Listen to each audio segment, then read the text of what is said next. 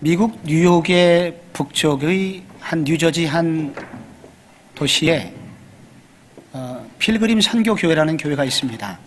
이 교회는 대지 4,900평의 매우 큰 예배당을 가지고 있는 고급스러운 그런 교회입니다. 그런데 이 교회가 2017년 12월 돌연 전 교우들이 바로 이곳으로부터 집단으로 밖으로 나왔습니다. 왜냐하면 이 교회가 속한 미국의 장로교 PCUSA라는 교단이 동성애자 결혼 합법화와 그리고 동성애자 목사들 안수를 허용하는 교단법을 통과시켰기 때문입니다. 그런데 이 교단의 법은 이 교단을 하기 위해서는 그 교회의 모든 재산을 고스란히 내어놓고 나가야만 합니다. 그래서 이 교회의 담임이신 양춘길 목사님과 전 교우들은 135억 원이나 되는 이 교회의 재산을 포기하고 광야 생활을 시작하게 되었습니다.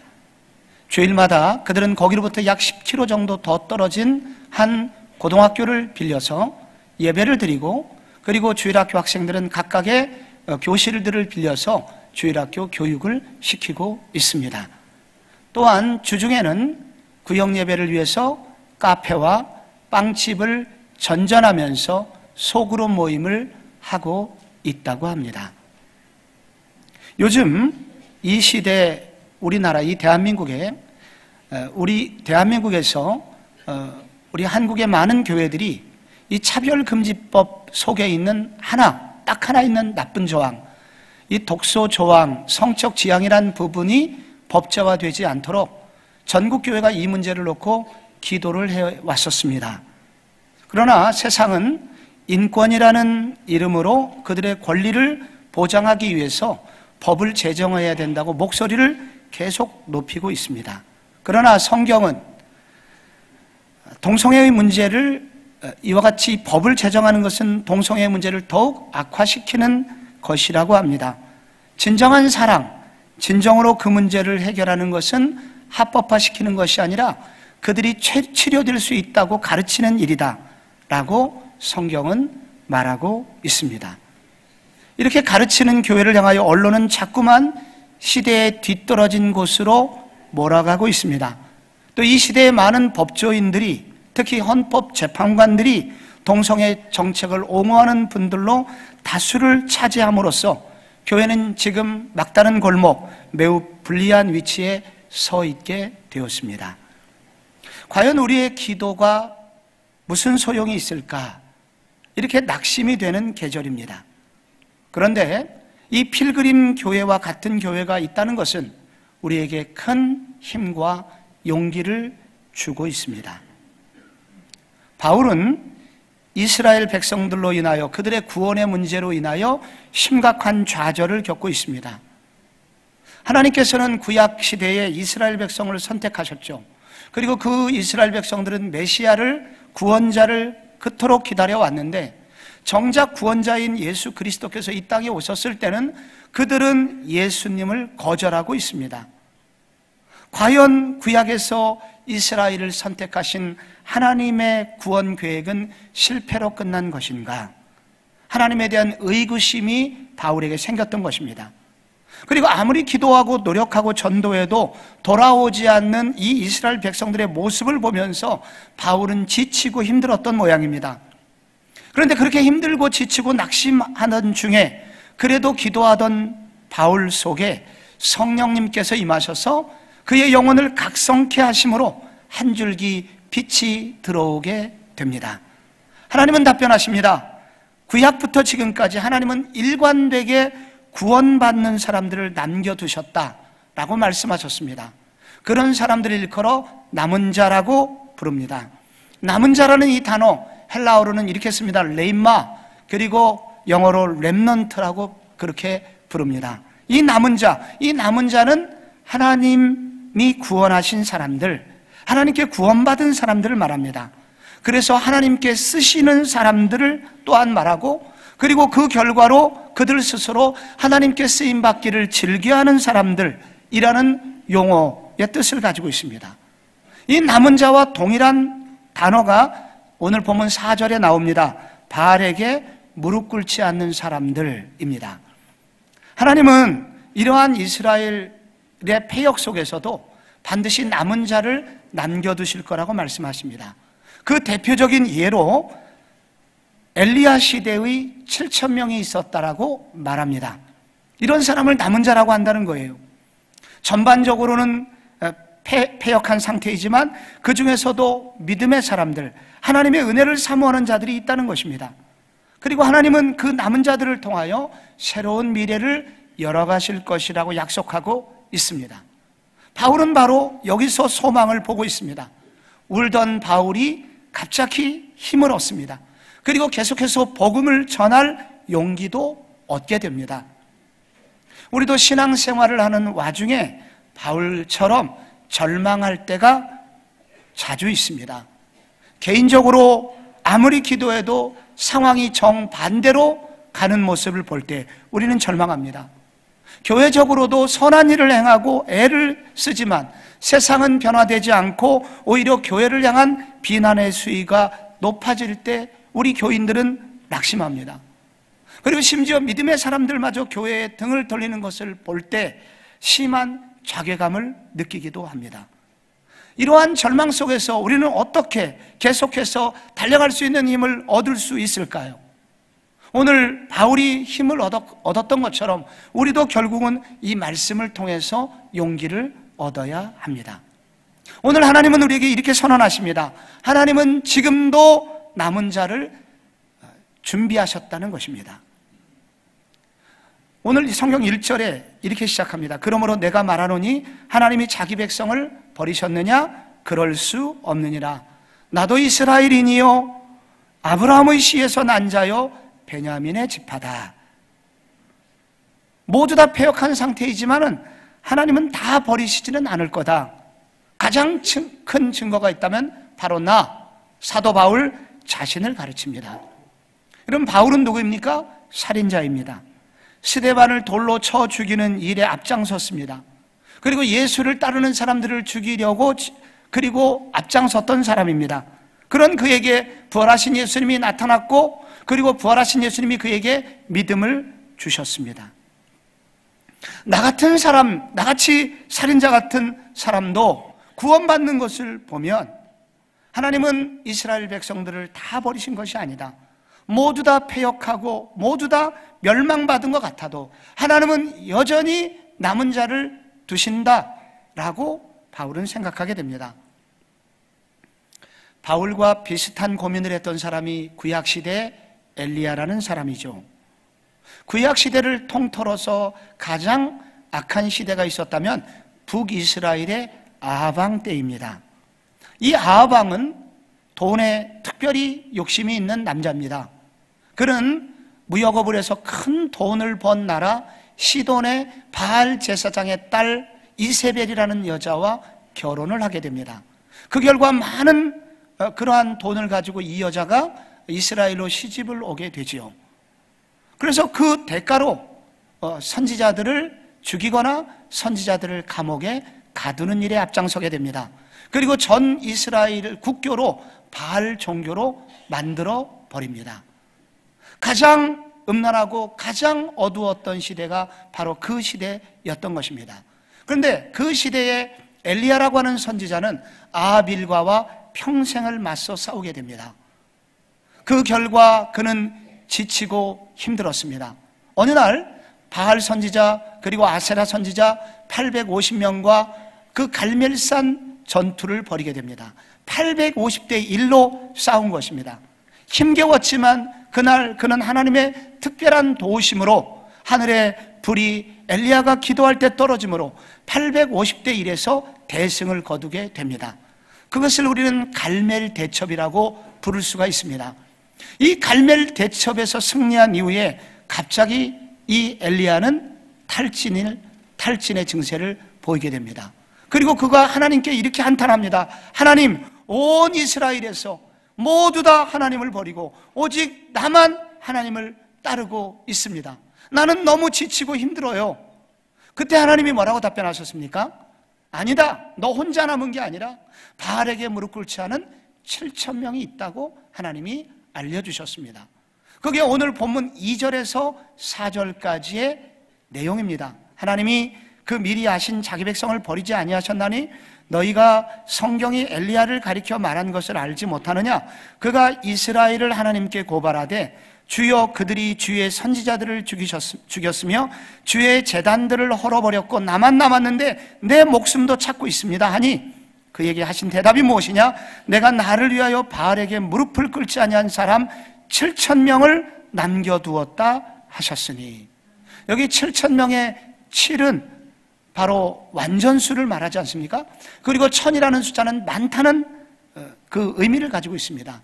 그래서 엘리야가 생각했던 것보다 훨씬 더 많은 숫자의 사람들이 하나님 편에 있다고 지금 하나님께서 엘리야에게 알려주셨습니다.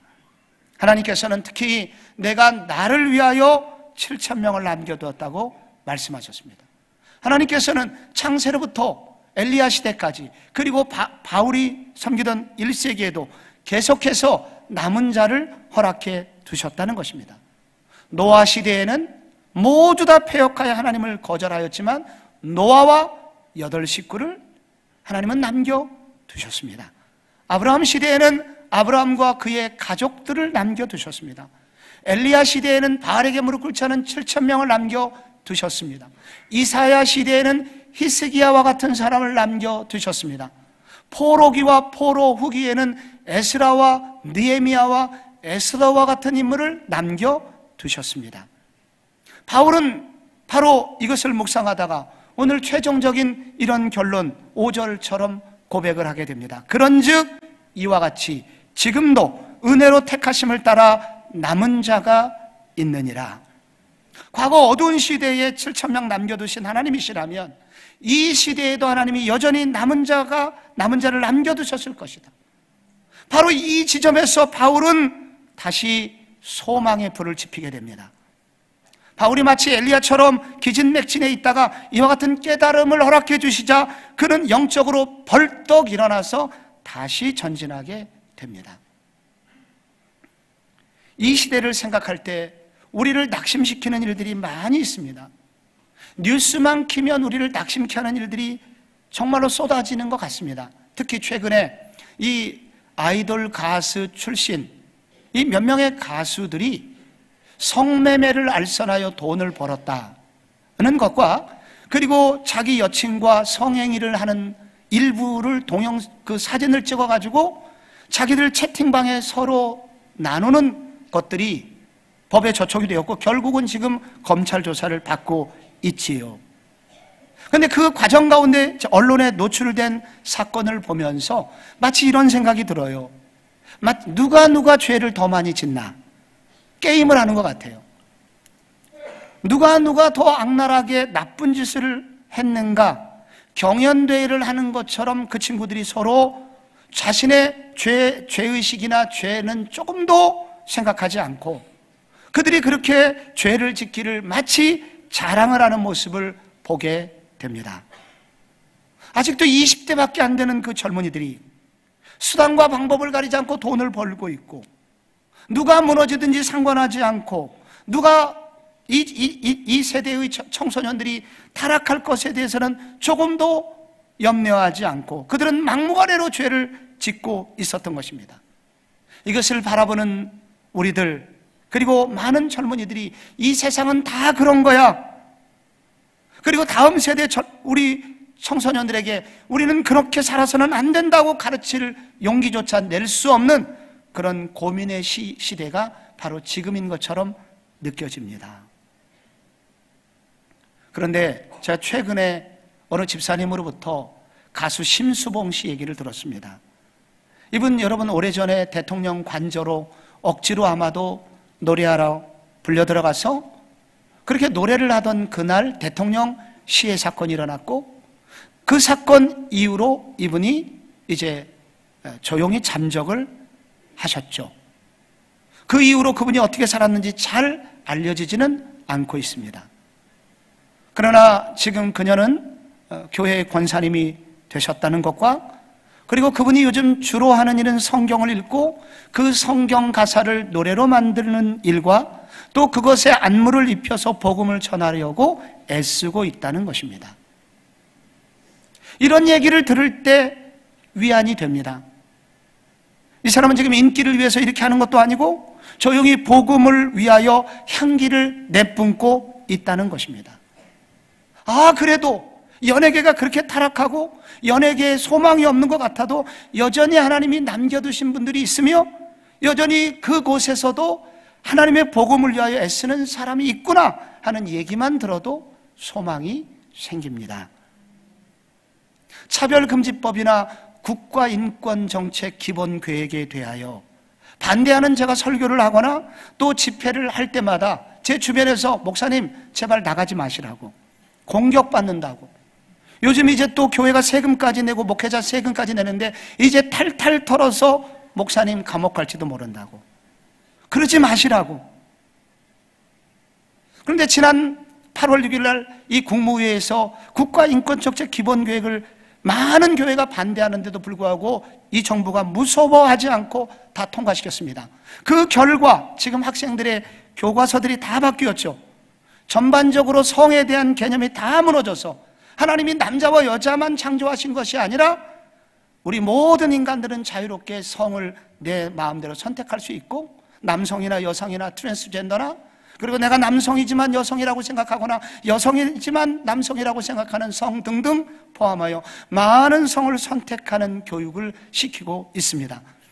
그러나 많은 그 교회들과 그리고 많은 성도들도 이런 얘기를 하는 것이 귀찮고, 그리고 이런 일에 대해서 무관심한 것이 대부분입니다. 울산에 가면 대형교라고 있습니다. 이 교회 담임 목사님은 막대한 예산을 투자하여 이 울산에 있는 모든 대부분의 목사님들 누구나 할 것 없이 그 교회를 오시게 하여 최고 강사님들을 불러다가 이 울산 전체에 이런 교육을 계속시키고 있습니다. 소위 울산 성시화 운동을 계속하고 있다는 것입니다. 바로 몇 주 전에 이분이 제게 이런 말씀을 해주셨습니다. 내가 왜 그런 일을 하느냐? 에스겔 22장 30절 말씀을 제게 떠올려 주셨습니다. 이 땅을 위하여 성을 쌓으며 성 무너진 데를 막아서서 나로 하여금 멸하지 못하게 할 사람을 내가 그 가운데서 찾다가 찾지 못하였으므로 내가 내 분노를 그들 위에 쏟으며, 무너진 데를, 이 성 무너진 곳을 막는 한 사람만 있어도 하나님께서는 예루살렘 성을 멸망시키지 않는다고 말씀하시지 않았느냐? 그래서 나는 다른 사람은 몰라도 그 마지막 한 사람이 되고자 한다. 그렇게 말씀을 하실 때, 그렇구나. 아무리 세상이 어둡고 그리고 이 세대의 많은 교회들도 용기를 잃어버리고 아무 손을 놓고 있는 것 같아도 하나님께서는 여전히 남은 자를 일으키시고 결국 그 남은 자들을 통하여 이 땅을 유지시키고 계시구나 하는 소망을 얻게 되었습니다. 북한은 이미 지나간 70년 이상의 독재 정치로 기독교를 완전히 말살시켰습니다. 김일성 주체 사상으로 대부분의 사람들은 개조되어 김일성과 김정일 우상 숭배자가 되었습니다. 그러나 그럼에도 불구하고 한 선교단체의 통계에 따르면 북한의 지하교회에 40만 명 이상이 있다고 합니다. 1920년대에 평양 땅에 유명한 목사님 부흥사 김익두 목사라고 있었습니다. 2년 전 우리 교회 금요영성 집회 때 김익두 목사님의 며느리가 와서 간증을 하였죠. 이분은 결혼하고 50이 넘어서야 비로소 자신의 시아버지가 목사님이었고 그것도 유명한 부흥사였다는 사실을 나중에 알게 되었다고 합니다. 그만큼 종교적 탄압이 심하고 그만큼 옆에 누군가에게, 가족에게도 비밀을 말할 수 없는 그런 사회였다는 것입니다. 그 며느리가 중국에서 예수를 믿게 되었고 목숨을 걸고 복음을 전하다가 정치범 수용소에 갇히게 되었고, 그러나 극적으로 탈출하여 지금은 탈북자들을 돕고 그리고 북한 땅에도 여전히 복음이 살아있고, 그리고 그러나 그들의 고난이 너무나 심하니 남한 교회의 도움이 필요하다는 것을 가는 곳마다 알리는 그런 일을 감당하고 있습니다. 그분이 그날 고백하셨습니다. 지금도 산속에서 은밀한 바위 틈에서 하나님을 찬양하고 예배하는 사람들이 많이 남아있다는 것입니다. 북한이 다 어두워지고 북한이 다 그렇게 신앙을 버린 것처럼 보이지만 그래도 하나님은 그 어둠의 땅에 여전히 믿는 남은 자들을 하나님이 남겨두셨다는 거예요. 그렇다면 성도 여러분, 이 남한 땅에서 우리가 자유롭게 신앙생활하고는 우리들, 그러나 이 세상이 점점 암흑의 세상이 가고 영적으로 무디어져 가고 소망이 없는 것 같지만은 그러나 여전히 이 땅에도 하나님이 남은 자를 남겨두셨다는 사실을 우리가 믿을 수 있지 않습니까? 그래서 우리는 이 땅을 바라보면서 절망하지만은 말고 다시 하나님을 바라보면서 소망의 불을 지펴야 합니다. 우리가 생각했던 것보다 훨씬 더 많은 남은 자들이 있을 것이며 그들과 연대하여 우리는 이 땅의 나머지 사역을 끝까지 감당하기 위하여 다시 기도의 무릎을 꿇고 다시 복음을 들고 전진하는 그런 복음 전사의 삶을 계속해서 살아가야 한다는 것입니다. 여러분, 여기 절망 속에서 바울이 계속해서 달려갈 수 있는 힘을 얻었던 또 하나의 이유가 나옵니다. 하나님은 남은 자를 남겨두셨을 뿐만 아니라 남은 자의 삶의 태도를 기뻐하시고 그들에게 상 주시는 분이심을 알려주고 있기 때문입니다. 오늘 7절에 보면은 여기 남은 자라는 단어가 또 한 번 나옵니다. 그런즉 어떠하냐? 이스라엘이 구하는 그것을 얻지 못하고 오직 택하심을 입은 자가 얻었고 그 남은 자들은 우둔하여졌느니라. 여기서 이 남은 자들이 나옵니다. 근데 여기에서 나오는 이 남은 자들은 앞에 나오는 남은 자하고는 정반대의 뜻입니다. 이건 헬라어로 로이포이라고 쓰고 영어로는 the others. 여기 사과가 많이 있습니다. 온전한 사과가 한 2개쯤 있어요. 2개를 뺀 나머지 2개 온전한 사과, the1이 있고 나머지들 기타 등등을 the others라고 합니다. 그래서 여기서 이 남은 자라는 이 단어는 우리가 앞에 했던 남은 자가 아니라 나머지들을 말하는 것입니다. 기타 등등을 말하는 것입니다. 여기 이 기타 등등, 이 나머지들이 있는데 나머지들의 삶의 특징이 나옵니다. 우둔하여졌다는 것입니다. 돌처럼 딱딱해졌다는 거예요. 이 단어는 굳어졌다는 것입니다. 여러분, 이 9절의 뒷부분, 이 8절에 이렇게 되어 있습니다. 기록된 바 하나님이 오늘까지 그들에게 혼미한 심령과 보지 못할 눈과 듣지 못할 귀를 주셨다. 여기 혼미한 심령이라고 하는 것은 마취된 상태를 말합니다. 외과 의사가 수술하기 전에 마취를 합니다. 그러면 살의 일부를 베어내도 통증을 느끼지 못합니다. 이게 나머지들의 삶의 특징입니다. 오늘 이 11장 본문 안에서는 2 종류의 유대인이 나오는 거예요. 하나는 남은 자, 렘넌트가 나오고 또 하나는 나머지들이 나옵니다. the others가 나옵니다. 여러분, 그런데 이 남은 자, 나머지들은 하나님께 버림을 받았다고 그래요. 왜 버림을 받았을까요? 그것은 오히려 그들이 이스라엘 백성으로 태어났기 때문이라고 말합니다. 이스라엘 백성으로 태어났기 때문에 하나님이 그들에게 율법을 주셨잖아요. 그래서 그들은 율법책을 갖고 다니면서 하나님이 우리에게 율법책을 주셨기 때문에 이렇게 고귀한 백성은 자연히 구원받는다고 착각하고 살았습니다. 그들이 율법이 없었으면 오히려 누군가에 가서 율법을 전해줄 하나님의 뜻을 전달받을 수 있는 기회라도 있었을 텐데 그들은 율법을 가지고 있었기 때문에 자고하였고 교만하였습니다. 그들은 죄를 여전히 지으면서도 자기를 죄인이라고 생각하지를 않았습니다. 이거를 종교적 허영이라고 합니다. 거짓된 부요함에 취해 있었던 것입니다. 여러분, 지금 이스라엘의 영적 상태는 이렇게 혼미한 심령입니다. 영적으로 깊은 잠에 들어 있었던 것입니다. 아무리 하나님의 말씀을 전해도 알아듣지 못하고 하나님의 은혜에 대한 감각이 다 사라져 버렸습니다. 이들은 냉담과 무관심이 극에 달하고 있었고 하나님의 말씀을 듣고 자기 자신을 돌아보려고 하지를 않았습니다. 여기 9절에 다윗이 이런 고백을 합니다. 또 다윗이 이르되 그들의 밥상이 올무와 덫과 거치는 것과 보응이 되게 하시옵고 그들의 눈은 흐려 보지 못하고 그들의 등은 항상 굽게 하옵소서 하였느니라. 이건 시편 69편 다윗의 기도입니다. 다윗의 시대에도 남은 자가 있었고 나머지들이 있었습니다. 이 시를 쓸 때 남은 자 다윗은 매우 가난하고 위급한 상황이었습니다. 그러나 나머지들은 악을 행하여 세상에 축복을 다 쌓아놓고 있었고 그들은 그들의 부유함을 자랑하고 있었습니다. 그리고 가난한 다윗을 멸시하고 공격하였습니다. 그래서 다윗은 기도합니다. 원수들의 밥상이 올무와 덫이 되게 하여 주소서. 원수의 밥상은 어떻겠습니까? 산의 진미가 가득한 밥상입니다. 먹을 것으로 풍족한 밥상입니다. 세상에서 모든 부유함을 누리고 있었던 것입니다.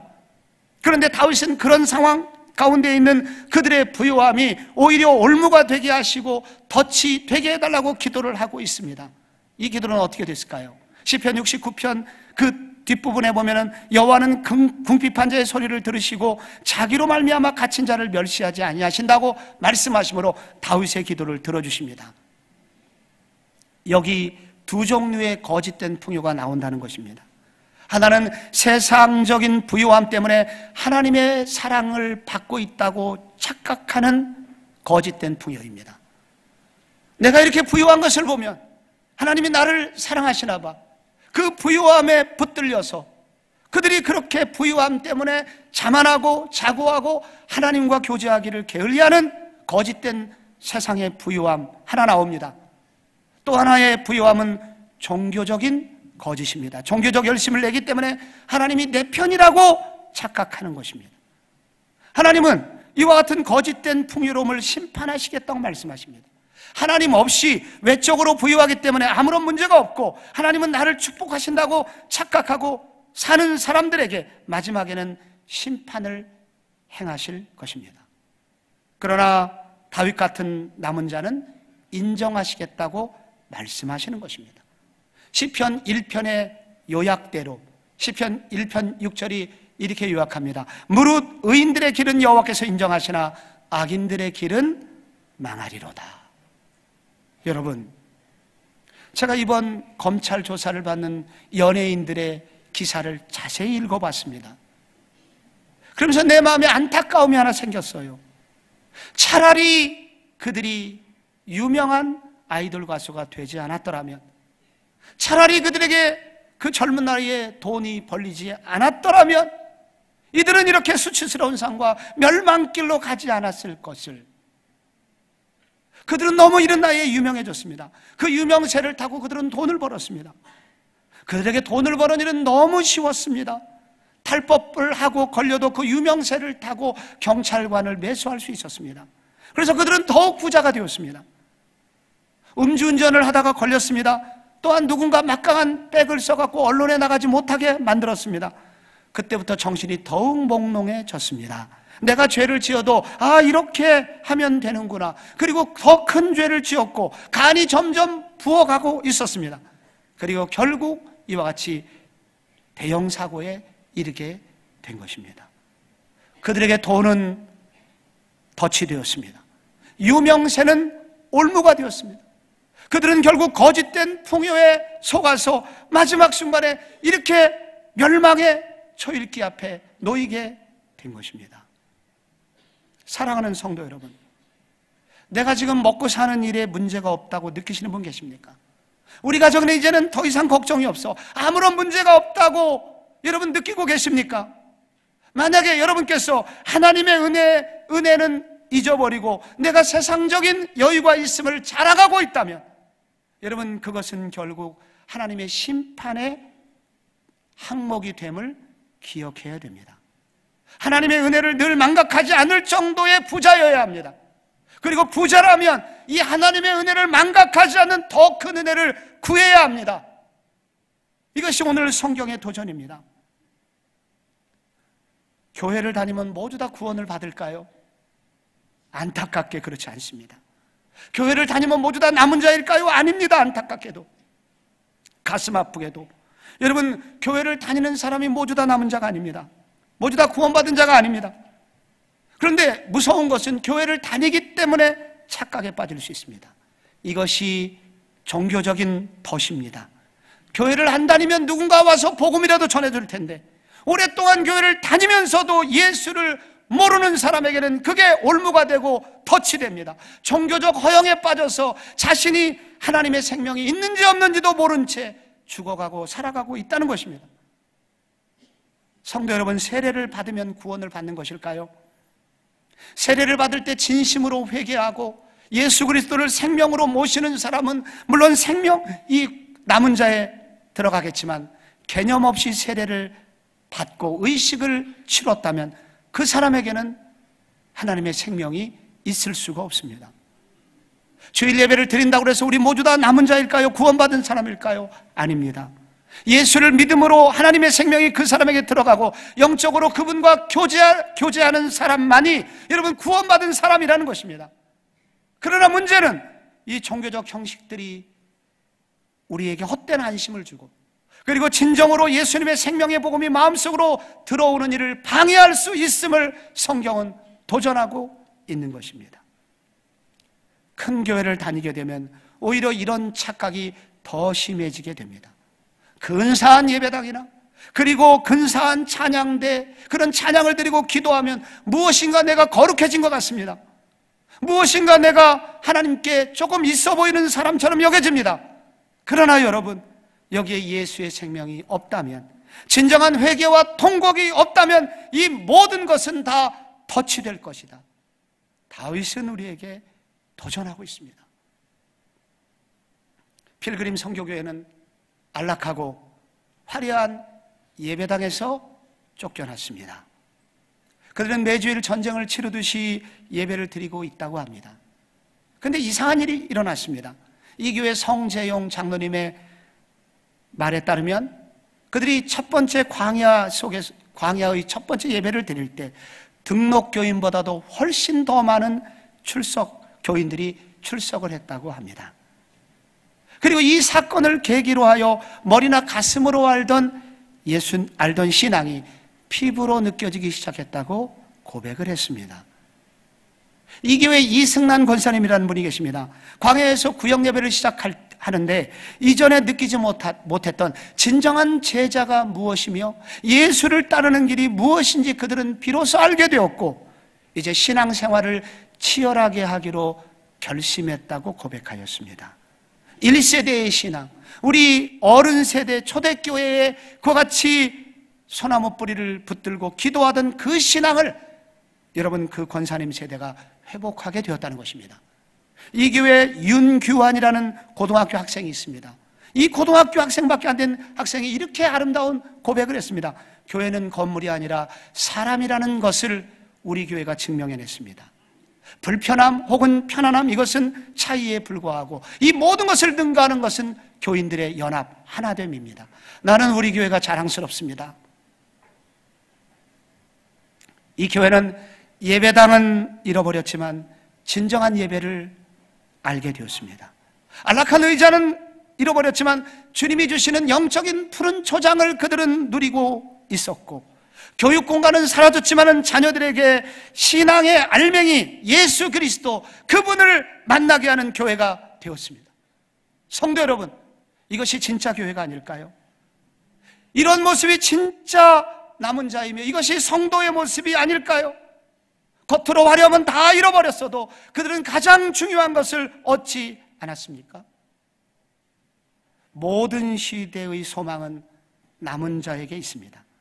남은 자는 하나님의 은혜로 남겨집니다. 그러나 동시에 남은 자는 거짓된 풍요를 거절합니다.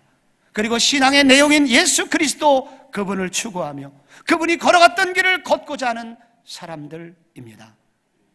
우리 교회는 남은 자 교회일까요? 우리 교회는 얼마나 많은 남은 자들이 있을까요? 여러분은 남은 자의 그런 삶을 살고 계시는 분이십니까? 오늘 하나님이 보실 때 여러분, 우리 성복중앙교회에 많은 남은 자가 있고 그리고 그 모습을 보면서 기뻐하시는 그런 교회, 우리 교회가 되기를 소원합니다. 여러분의 삶이 진정으로 남은 자를 따라가는 성도가 되시기를 바라며, 우리 교회가 이 시대의 진정한 소망을 주는 남은 자와 같은 교회, 그런 교회가 되기를 함께 기도하는 이 아침 되기를 주 예수 그리스도의 이름으로 축원합니다.